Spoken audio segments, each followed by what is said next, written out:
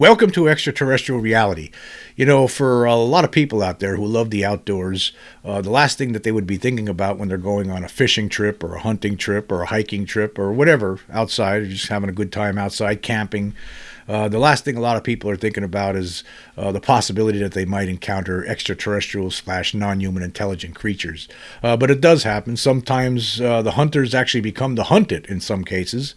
Sometimes people just have weird encounters when they're out out and about in the wilderness. I mean, look at the Allagash 4 from 1976. 4 college friends who went on this wilderness adventure in Maine's Allagash wilderness, and they saw a UFO, and then they had missing time, and years later they realized they were abducted by aliens and forced to undergo all sorts of medical procedures. Hypnosis brought those memories out for those guys.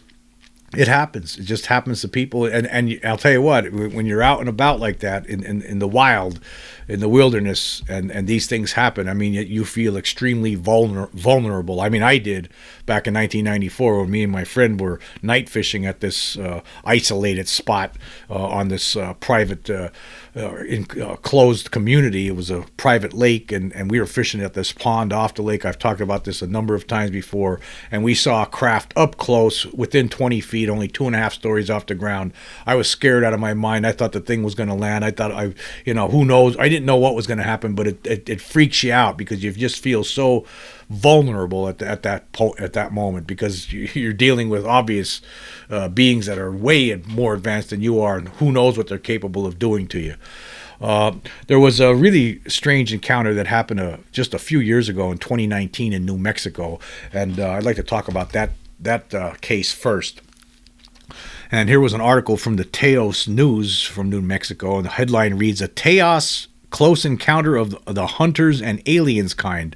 And it involved these two guys here who are pictured here. That's Josh Brinkley on the left. He's a 41-year-old guy. And on the right there is Daniel Lucero.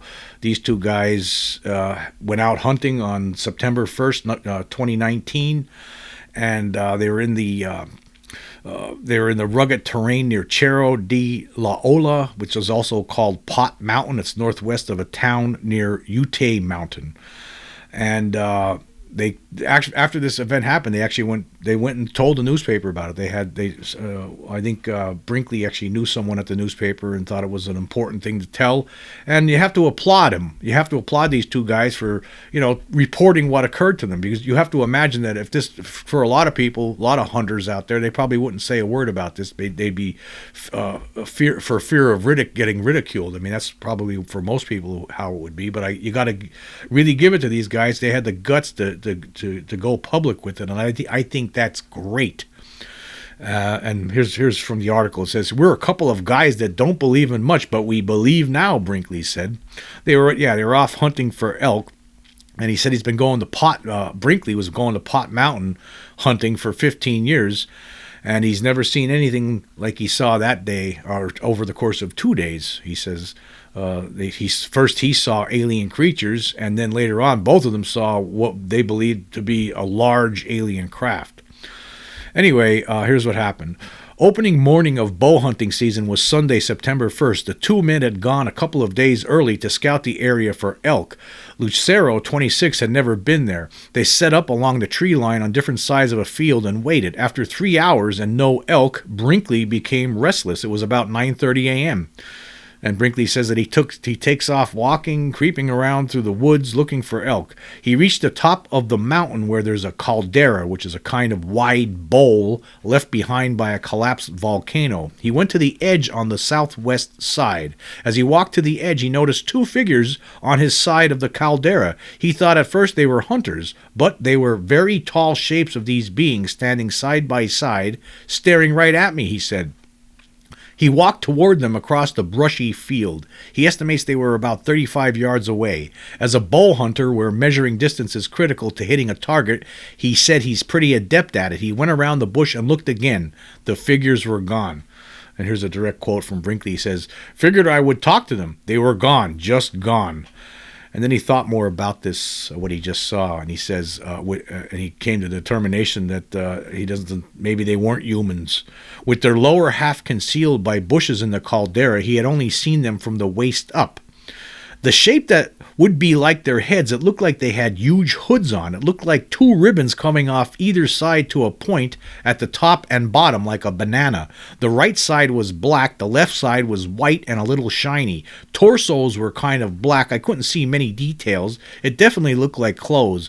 In the middle of the oval was just gray. So what he's saying there is that this here's a drawing. This is a drawing that I'm showing on the screen right now of what he said he saw. And he drew these drawings, and the faces were, he couldn't see what their faces looked like, but he said they were too tall and their heads were much too big. So when he goes back to camp, he didn't want to say anything to his partner because he was afraid, what would the guy think. He went back to camp, and then he couldn't take it anymore. He finally told him. He says, I told him what I saw was weird. They were too tall. Their heads were too big to be hunters. Anyone who knows me knows I don't tell these weird stories.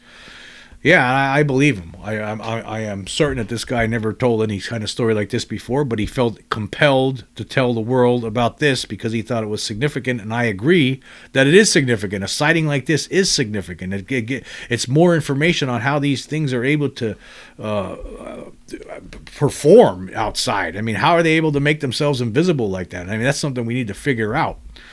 But their story wasn't finished yet. Lucero wasn't sure at the time. He didn't know he didn't know what to think. That's what he said. When Brinkley finally told him what he saw, Lucero didn't know what to think.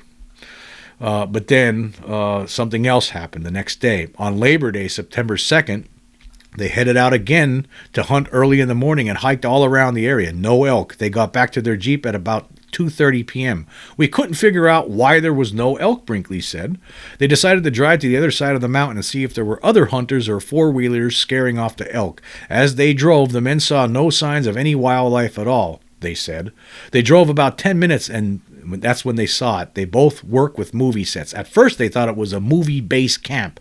It's this big tent structure, like a circus tent, 50 to 60 feet tall. I'll pull up the image right now so you can check it out. This is what they were seeing. Coming off the left of it was this long building, almost like what you would build for an archery lane for target practice. It was a third the height, but really long, maybe a couple 100 feet. They were about a quarter mile away and couldn't see the bottom of the structure. They watched it for about a minute as they drove. And they were asking themselves questions like, what is it? Lucero was saying, a base camp for a movie? Are they building an alien ship set? They drove down a little hill, lost sight of the structure for at most 5 seconds, Brinkley said. When we topped the hill, it was gone, just gone. Lucero said he was watching it the whole time while Brinkley drove, except for those few seconds. There was no dust, there was no nothing, Lucero said. They drove around the area searching for what they had seen until dark. Nothing. I just know it was real, Brinkley said. It was huge and white, and then it was gone. So obviously this was some sort of alien craft of some kind. And obviously the beings, the two figures that Brinkley had saw the day before were obviously alien creatures. And what's another strange, there's more to this article. I'll leave the link for it for you to check it out. But what's also strange about this story is that after this article was published, Brinkley, who he talked about this in a podcast that he appeared on, and I'll leave the link for that too. It's from a show called Incredible History. He appeared on this podcast and he talked about his experience, and he said that there was a cattle rancher who had contacted him shortly after this story appeared in the paper, and this rancher told him that he, on that same day that they were seeing this craft, he lost a bull.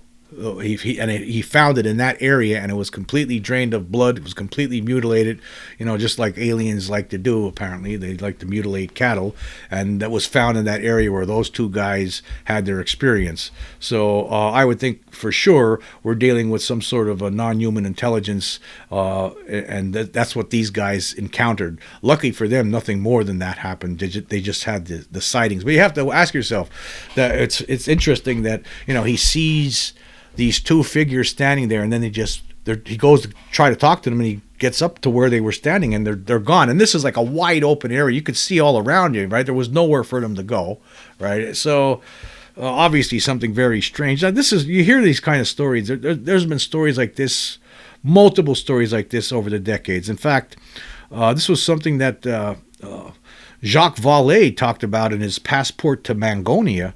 Let me pull that up here.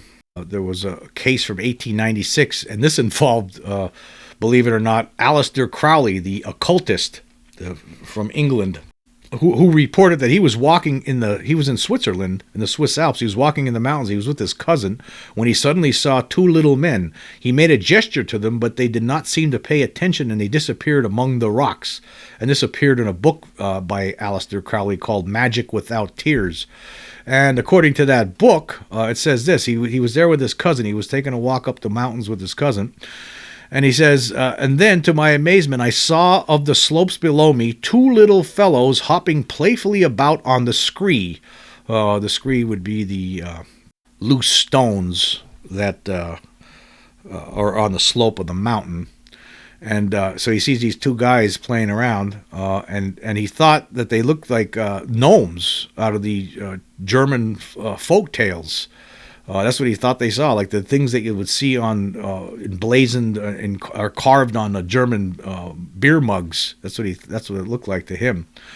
And he hailed them. He writes, I hailed them cheerfully. At first I thought they were some of the local nobility and gentry of a type I had not yet encountered, but they took no notice. They just went on playing about. They were still at it when I reached my cousin, sheltering behind some boulders at the foot of the slope, and I saw no more of them. I saw them as plainly as I ever saw anything. There was nothing ghostly or semi-transparent about them. That's what Crowley wrote. So Aleister Crowley, the occultist, had encountered something strange like this himself. And so that's in 1896. I mean, were those things aliens that he saw? Who knows? We don't know. But it seems similar to the fact that he sees these two beings, weird creatures, on the slope of this mountain dancing around. They look something like gnomes. That's what he thought, and then they disappeared. And there's a lot of other stories we can get into here. Actually. Here's one from 1966, and this one here, the two hunters that were involved in this case, they're lucky to be alive, I believe. They were lucky to survive this incident. And here, this is from information from Jeff Knox on Twitter. I'll leave a link so you can check this out for yourself. And the headline reads here, UFO encountered, photographed, Roaring River, Missouri, 1966. You can see right here, there's the picture of the UFO. They were able to get a picture of it right as it was flying away. It says here, this case is unique in ufology for several reasons. Although there have been a number of eyewitness accounts of UFOs shooting beams either to the ground or at someone, like Travis Walton, the case from Roaring River, Missouri, has eyewitness testimony of personal items being destroyed by a beam or some other weapon from a UFO. The UFO in this case was seen and photographed on November 22nd, 1966, the events of Roaring River, Missouri. The exact location was near Cassville. During deer season, two hunters were trying their luck. As one of the men returned to their campsite, he became alarmed when he saw smoke rising from their camp. He immediately ran to find out what had happened. He discovered the hunter's 12 foot by 18 foot tent and other equipment totally destroyed. The tent was still smoldering. Also, some shoes and records were still smoking. One of the aluminum poles that supported the tent was singed, but not burned. The aluminum cots inside their tent were melted.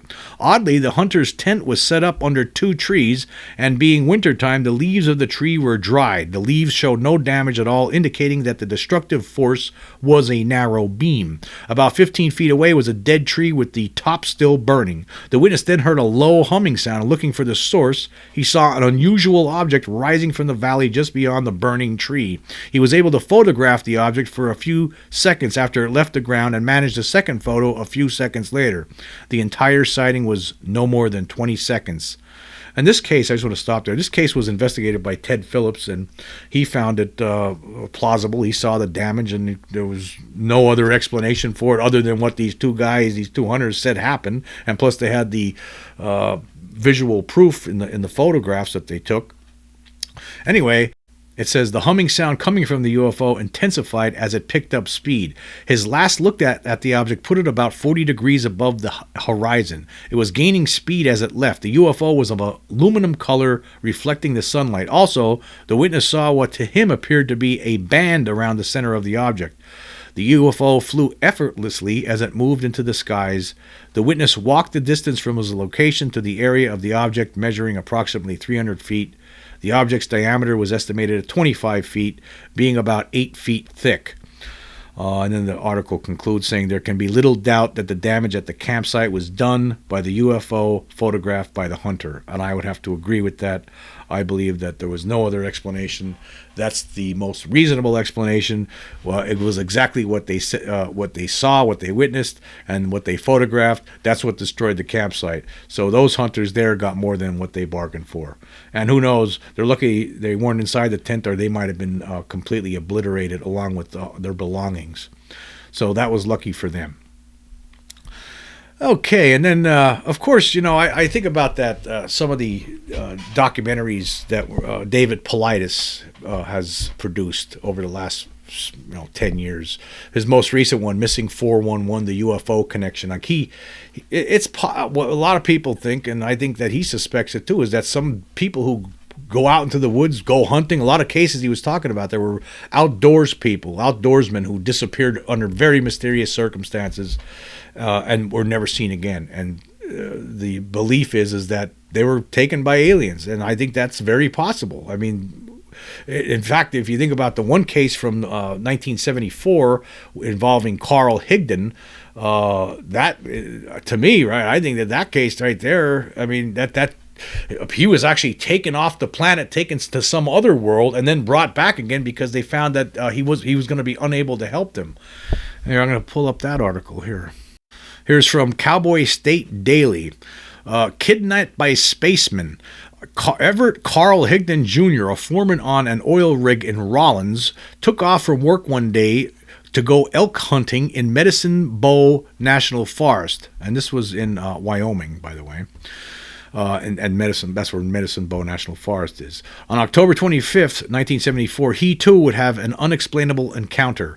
Higdon, 41, married with 4 kids, was a capable roughneck with 15 years of experience in the patch. The former Air Force vet of the Korean War was often dubbed the Wyoming Coyote by his crew for his dogged ability to keep at anything until he got it done.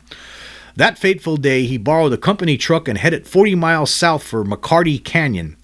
When the road got rough, Higdon parked and took off on foot. At about 4 p.m., he topped a ridge, spotted 5 elk grazing, and hoisted his brand new 7mm Magnum rifle, taking aim at the bull elk in the bunch. Let me just stop there for a second. Now, this was, speaking of Missing 411, the UFO connection, this story was discussed in that documentary. So if you haven't seen that documentary, I highly recommend it, because this was a very, very interesting story. And they used some special effects to try to recreate some of the experiences that Higdon had. And by the way, Higdon, he just passed away in recent years. I just want to point that out as well. The next thing Higdon knew, it was 11:30 p.m. So he gets there at 4 p.m. and all of a sudden, next thing he knows, it's 11:30 at night. He was being shaken awake by friends who found him sitting in his truck, dazed and incoherent. He remembers blacking out. That was it. Later that night at the Carbon County Memorial Hospital, Nurse Ella Peterson asked him again and again what his name was. Higdon did not know, nor did he immediately recognize his wife, Marjorie. Yeah, he was a mess. He was a mess. He was suffering from amnesia, didn't know what the hell was going on. His eyes were red, watery, and burning. He was disoriented, and his equilibrium was off. He was extremely sensitive to light. As Higdon slowly began to get his memory back, he recalled pulling the trigger of his rifle and strangely feeling no kickback and hearing no rapport. The bullet exited the gun in slow motion and then dropped to the ground about 50 feet in front of him. So something really weird happened to him, and then eventually he ended up contacting Leo Sprinkle, the late UFO investigator and someone who performed hypnosis on alien abductees.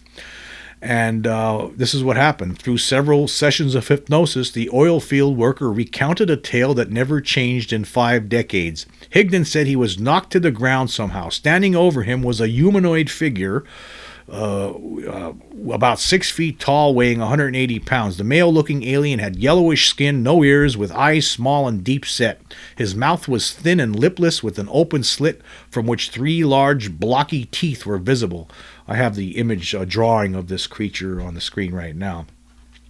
Very strange. Two short antennae grew from his forehead. The hair on the being's head was like straw and stood straight up. He wore a tight black jumpsuit similar to a diving suit. He also had on a pair of seat belts and a metal belt with a yellow star decoration at his waist. Instead of a right hand, the creature possessed a prosthesis that resembled a power drill of some kind. "How are you?" the alien asked in English. "Pretty good," Higdon responded, trying to stay calm. The strange being called himself Osso-1.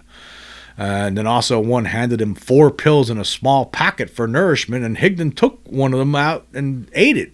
Doesn't know why he did it, but he did it. He's probably under some sort of control, I would imagine. And then this creature who called himself Osso-1 asked Higdon if he wanted to go for a ride, and Higdon said, "Sure."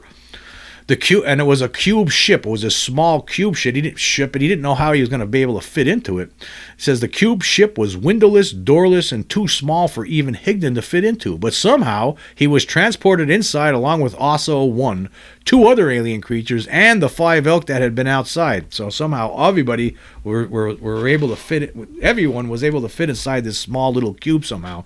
And the next thing you know, it traveled what Higdon believed was 163,000 light years away. And they arrived on this other planet near a tower with a flashing light on top so brilliant that it hurt Higdon's eyes. The tower reminded Higdon of Seattle's Space Needle. It was conical in shape, about 100 feet tall, and made a buzzing sound. Surrounding the tower, Higdon saw 5 human-like beings standing around conversing. Osso floated out of the craft with Higdon into the tower and up an elevator. They entered a room where Higdon stood on a platform while a device moved out of the wall, scanned him, then retracted back into the wall. Higdon was then told he was not what they needed and would be taken back to Earth. You have to wonder if he was actually taken off Earth at all, though, really. Maybe it was some sort of screen memory or something that they put into his head and made him just think that he was off the planet. I mean, because apparently they did this scan on him, and then when they did the scan, they realized, well, you're not going to help us, because that's what happened, and they decided to take him back to Earth. Now, later on, Higdon surmised, just speculated that the reason that he was not helpful to them was because he had a vasectomy, and maybe that's why he was useless to them, but nobody really knows. During the encounter, Higdon was told by Osso that his people would explore Earth at various times to find animals to breed for food. Osso also spoke of a different sun and seas on their planet that were inadequate for supporting life.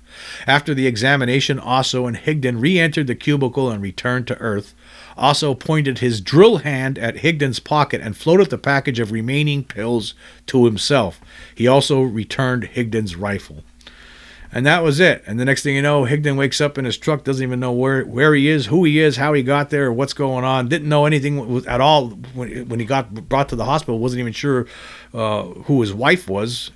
It took time for his memory to come back, but he couldn't remember everything. And then under hypnosis, this is what he recalled. Is this what happens to people who go vanishing after they go out on hunting excursions and they never return? Maybe right now some of them are on some other world right now living out the rest of their days.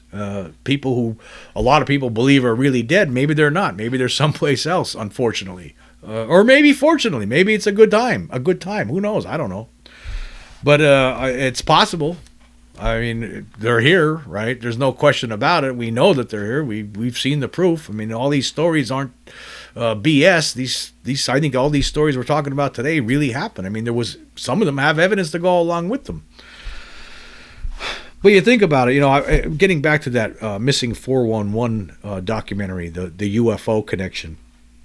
There was another segment in that where there was some hunters, a group of hunters, including a guy named Chris Bales and another guy named Rob Zinker and 2 other guys. They went hunting in a camper in Idaho back in September of 2000. And they were in this steep canyon. That's where they had the camper all set up, and they were there to hunt elk. And they went out hunting all day, and in the evening they went back to the campsite. They're getting ready to go to bed, and Chris Bales walked out of the camper, and he looked up and he saw this gigantic triangle-shaped object just hovering 80 feet above his head, and he called to the other guys, and they all saw it. Rob Zinker, Zinker and Bales were both in that show, and they talked about what they saw, and it was just this huge object. They couldn't believe how big it was, and what was really stunning was the fact that it made absolutely no sound, and then they all watched it as it just flew away on a 45-degree angle until it was finally out of their view. And they know that, people aren't going to believe them, some people, and they know that, what are they going to do? But this is what they saw. Now they believe. What choice do they have? When you see something like this, you just know, oh wow, this whole world that I've been living in, it's not what I thought it was. It really opens up your eyes. But you have to wonder, like Bales was actually wondering in that episode whether these beings would have would they have abducted him if his other buddy Rob Zinker wasn't standing outside along with him. Maybe the fact that there was multiple people that were looking at this thing at the same time, that maybe that prevented the aliens. The aliens didn't abduct them. We don't. That's just speculation. We don't know. But it is interesting. You have to wonder: is this what's responsible for people who go missing when they go out on these camping trips, hunting trips, fishing trips? Is that what happens sometimes to people? They're actually picked up by aliens because think about how vulnerable you are. How easy it would be for these aliens to take someone. No one would ever know. It will just be a giant mystery. The families and the authorities will be running around with their like chickens with their heads cut off, trying to look for these lost loved ones, and to no avail in the end. And there's no clues anywhere. A lot of times, I would have to imagine in a lot of these cases that's what does happen. I don't know how many, but I'm assuming that there are most certainly cases where some of these disappearances are caused by these alien creatures for whatever reason. Who knows? I mean, they could be using us for as guinea pigs for experiments or something, or they could be taking us to another world and putting us in zoos or just who knows what the reason would be. But I think that's what happens in some cases. And finally, I want to talk about one more case involving a hunter and an experience he had with extraterrestrials. This was a guy named Donald Shrum, and this happened in California back in 1964. There's a great book about this incident called Aliens in the Forest. I highly recommend it if you don't have it. It's a great book by Noah Torres and Ruben Ugarte, and this tells the story of Donald Shrum and his encounter with strange beings and robots while he was out on a hunting trip in 1964. And here's an article from paranormalworldfandom.com. The Cisco Grove incident. It was September 4th of 1964, and 28-year-old Donald Shrum and a group of friends were bow and arrow hunting at Cisco Grove in Placer County, California. Amidst the excitement of the hunting, Shrum had somehow become separated from the rest of his party and decided to sleep in a tree for safety as nightfall approached. However, his peace wouldn't last long as he saw a white light that moved with a zigzagging motion through the trees at a low altitude. At first, Shrum thought it was a helicopter, and so he jumped down from the tree and began lighting flares to attract attention to himself, under the assumption that his friends had launched a rescue party. Eventually, the light turned toward him and came to a stop about 50 yards away from the tree. As the object landed, he realized that it was clearly not a helicopter, and it was instead something completely alien to him. The UFO was apparently cigar-shaped and around the size of a 14-story building, according to a description of the incident given by two ufologists on Coast to Coast AM. A smaller scout ship was expelled from the large craft, which landed nearby. And here's a picture. There's a picture of Shrum there, and here's a picture of the mothership right there. This is the large thing. He said it was very large, and this smaller scout ship came out of it. Very strange, very scary. So yeah, he thought he got lost from his party, so he's hanging up in this tree because he was worried about whether or not, a bear will come at him in the middle of the night or something. So he figured it'd be safer to sleep in the top of a tree. And then all of a sudden, this giant craft shows up, and another craft exits it. Anyway, continuing with the article, now frightened, Shrum clambered back up into the tree for safety or to gain a better vantage point, depending on which account you look at. After a short period of time, three beings approached the tree. Two of them were humanoids, described as being a little over 5 feet tall with a silvery uniform that covered their heads. The entities were also wearing something similar to what Shrum thought were welding goggles. The third approached slightly later in the encounter and resembled a classic science fiction robot. It was darker in color and had two reddish-orange eyes. In place of a mouth, the robot had a slit-like opening that would drop open like the door of an oven. Shrum's shock soon turned to panic as the entities began to shake the tree, attempting to dislodge him from his perch. He vividly remembers that the robot-like entity would let its lower jaw drop before reaching inside the rectangular gap thus revealed and emit a puff of smoke in Shrum's direction. This smoke would then spread like a mist and would make him lose consciousness when it reached him. Yeah. Like this happened over and over again. They kept on trying to get him down from this tree. He started throwing things at them. He threw lit some matches on a book of matches, threw that at them. That caused them to back off a little bit. But this robot thing was really frightening him, and it would cause him to lose consciousness every time it would open its mouth and the smoke would come out. And he would pass out for a few minutes, and then he would wake up and he would see that the other creatures which may or may not have been flesh and blood. Nobody was ever really sure, but they were different than these robot creatures that looked like something out of a 1950s science fiction film. And so he started lighting things on fire and throwing it at them all night long. He was fending these things off. They were trying to climb up the tree to get him, and he would he light something on fire like his hat. He would throw that down at them, and they would back off a little bit, and then the robot would open its mouth and the smoke would go up and he would pass out again, and this kept on going on. And then finally it happened.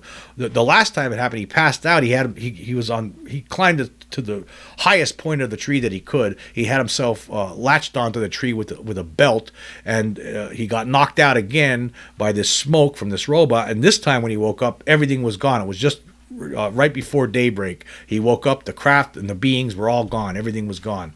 And then he felt finally that, okay, I survived. He survived this experience. This whole thing lasted the entire night. All night long he was trying to fend off these creatures, which is really a weird story when you really think about it, because so he's standing on the top of this pine tree. So you would think that, and these creatures are trying to climb the tree to get to him, and they're using this robot to try to knock him out so they can climb up and get him. And every time they try to climb up, he throws something at them. And then you would think that the aliens, they show up in these giant in a giant mothership with a scout saucer, right?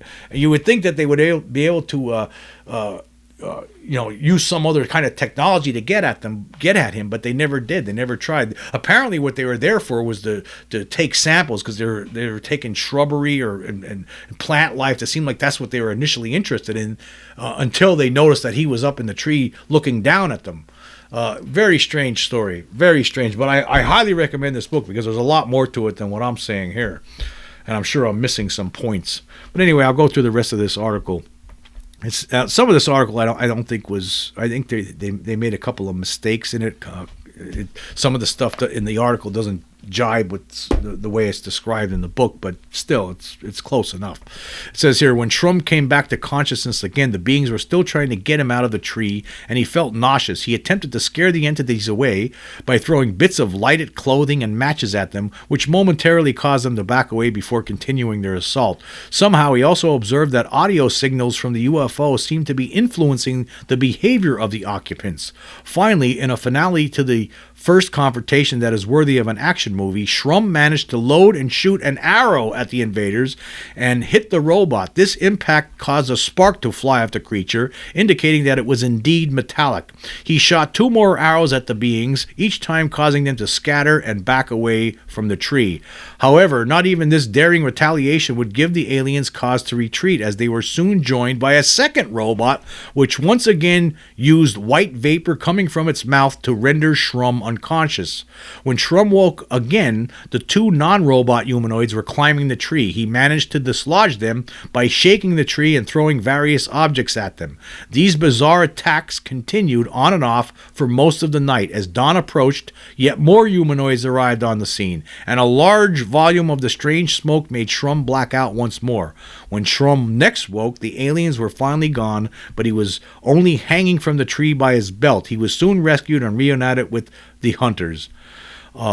And one of the hunters, when he did get back with the other two guys, one of them actually saw a weird light the night before, and that he didn't know what it was. And Shrum actually went to the Air Force with this story, and the Air Force went out to that site. They went out with because Shrum revisited the site after he told the Air Force. So at some point after he told the Air Force, a week or two or whatever after he told the Air Force, he went to investigate the site again. And he actually found the arrow that he had hit one of the beings with. When it hit the being's chest, the robot's chest, it bounced off it, and it had these with sparks flying. He found that arrow, the Air Force did. But he also, what he noticed when he went back there is that the whole area where these creatures were, because there were footprints, but now the whole area was raked over. So the Air Force took the precaution of raking everything over and taking any evidence that they could find, because they didn't want people to know about this, obviously. But it's a really strange story and a lot of, very mysterious.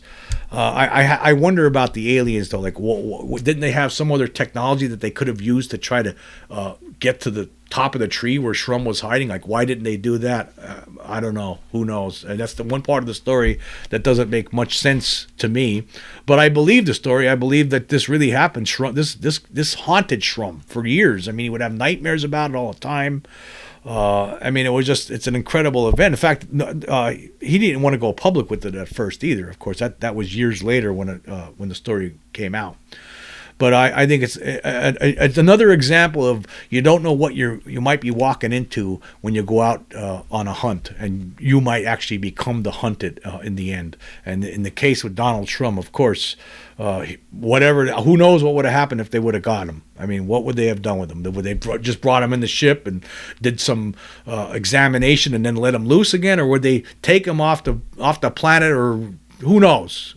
Would they mutilate him like they do to cattle? I mean, what would have happened? That's what we'll never know. Lucky for him, they never got him, and they decided to finally give up. It seems in the end, as far as anyone knows. Shrum doesn't know. He didn't remember anything, like from the last point where he got conked out from the smoke that came out of that robot's mouth. When that happened, after that he doesn't remember. If anything, if they ever did get him, all he knows is he woke up at some point a little later, and everything was gone. They were gone. The craft were gone. Everything was gone, and he felt like he finally made it through, and they didn't get me. That's what he felt like. So just know, if you're out there, if you're an outdoors person and you love hunting and fishing and nature walks, just keep in mind that you might get more than you bargained for when you were out on those excursions. Just keep it in mind, and don't panic.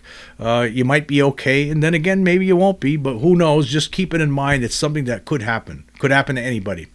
Anyway, I just want to say thank you all for joining me today. Until next time.